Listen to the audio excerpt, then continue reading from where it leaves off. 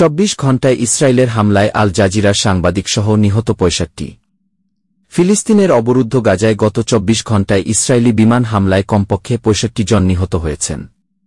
নিহতদের মধ্যে নারী, শিশু এবং ২ সাংবাদিক রয়েছেন।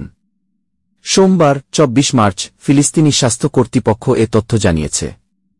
গাজার স্বাস্থ্য মন্ত্রণালয়ের মতে গত সপ্তাহে মঙ্গলবার থেকে শুরু হওয়া ইসরায়েলের বিমান হামলায় গাজায় ২ মাসের তুলনামূলক শান্তির অবসান ঘটেছে।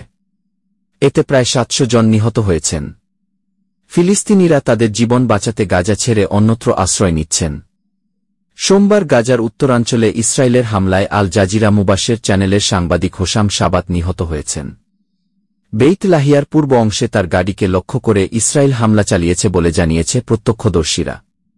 এর আগে প্যালেস্টাইন টুডের একজন প্রতিবেদক মোহাম্মদ মনসুর দক্ষিণ গাজার খান ইউনিসে ইসরায়েলি বিমান হামলায় নিহত হয়েছেন। প্রত্যক্ষদর্শীদের মতে মনসুরকে তার স্ত্রী ও ছেলের সাথে তার বাড়িতে কোনো পূর্বসতর্কীকরণ ছাড়াই লক্ষ্যবস্তু করা হয়েছিল। ফিলিস্তিনি সাংবাদিক সিন্ডিকেটের তথ্য অনুযায়ী ২০২৩ সালের অক্টোবর থেকে ইসরায়েলি হামলায় কমপক্ষে ২০০ জন সাংবাদিক ও গণমাধ্যম কর্মী নিহত হয়েছেন। এদিকে ফিলিস্তিনি চিকিৎসকরা জানিয়েছেন সোমবার গাজা উপত্যকায় একটি স্কুলে বাস্তুচ্যুত মানুষদের আশ্রয়স্থলে ইসরায়েলি হামলায় এক শিশুসহ কমপক্ষে ৪ জন নিহত হয়েছেন।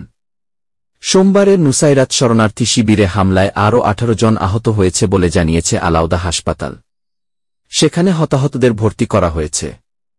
এর আগে আরও ৩টি হাসপাতাল রাতভর এবং সোমবার পর্যন্ত ইসরায়েলি হামলায় ২৫ জনের মৃত্যুর খবর জানিয়েছিল।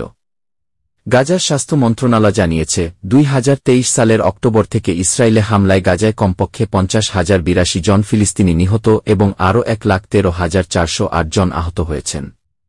প্রিয় দর্শক, আরও ভিডিও পেতে আমাদের চ্যানেলটিকে সাবস্ক্রাইব করুন।